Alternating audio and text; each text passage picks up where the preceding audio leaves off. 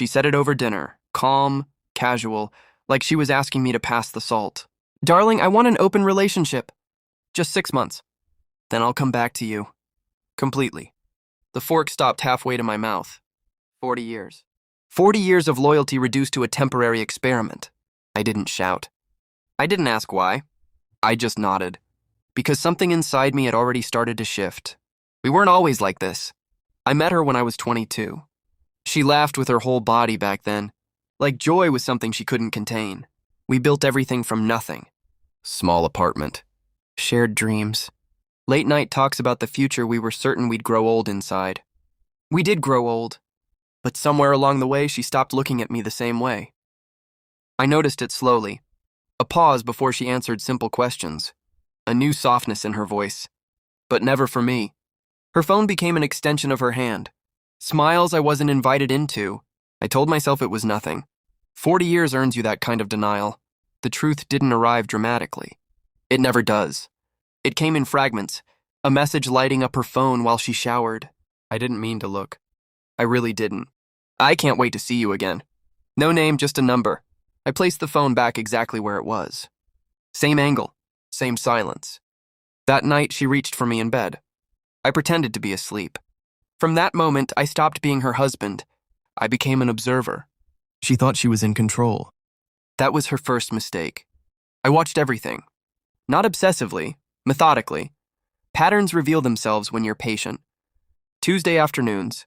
Late yoga classes. A sudden interest in clothes she never used to wear. Perfume that wasn't for me. I didn't confront her. Not yet. Instead, I started preparing. Quietly. Our finances were intertwined like most marriages that last decades. But not unbreakable. I began untangling them thread by thread. Accounts shifted. Assets restructured. Legal consultations disguised as routine planning. I made sure everything I built was protected. And everything she assumed was hers became conditional. Then I went further. I met him. Not directly. I'm not reckless. But I learned enough. His name, his work, his habits. He wasn't special. Just convenient. That stung more than anything. When she officially proposed her 6-month freedom, I agreed without hesitation. That was her second mistake. She thought I was weak. I let her believe that. Those 6 months became my stage. I played my role perfectly. Supportive, understanding, almost grateful. You deserve happiness, I told her once. She smiled at me like I'd finally become the man she wanted. She had no idea. Behind the scenes, everything shifted. I updated my will. Transferred ownership of properties. Documented everything, every absence, every expense tied to her new life. I wasn't gathering evidence for revenge. I was building inevitability. By month 4, she grew careless. They always do. She started staying out overnight. Stopped inventing excuses. The illusion of control makes people lazy. One evening, she walked in humming. I think this is working, she said. I looked at her. Really looked at her. I'm glad, I replied. And I meant it. Because everything was almost ready. Month 6 arrived quietly. No drama, no warning. Just another dinner. Same table. Same chairs. Same woman who once promised me forever. She reached for my hand. I'm ready to come back now, she said softly. Just like I promised. I let the silence stretch. Then I smiled. That was her third mistake. Believing she still had a place to return to. I'm glad you enjoyed your time, I said. Her brow furrowed. Confusion. The first crack. What do you mean? I slid an envelope across the table. She didn't open it immediately.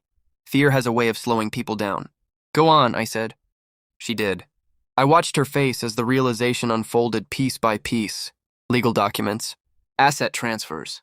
Separation filings. A life already rewritten. You can't be serious, she whispered. I've never been more serious. Her hands trembled. This was temporary. We agreed. No, I interrupted gently. You decided. I adapted. She tried everything after that. Anger, tears, bargaining. 40 years condensed into desperation. You're overreacting. I made a mistake. We can fix this. I listened to every word. Then I stood up. No, I said quietly. You ended it 6 months ago. I just waited for you to catch up. The look in her eyes wasn't heartbreak. It was understanding. The moment she realized she had lost something she assumed was permanent. Me? I didn't feel rage. Not anymore. That had burned out somewhere between the first message and the final signature. What remained was clarity, and something close to peace. People think revenge is loud, explosive, dramatic. It isn't. The best kind is silent, precise, final. I walked out of that house with less noise than I had entered it 40 years ago. No shouting, no chaos. Just the quiet end of something that had already died. Do I regret it? No. Because I didn't destroy my marriage. She did. I just made sure I wasn't buried with it.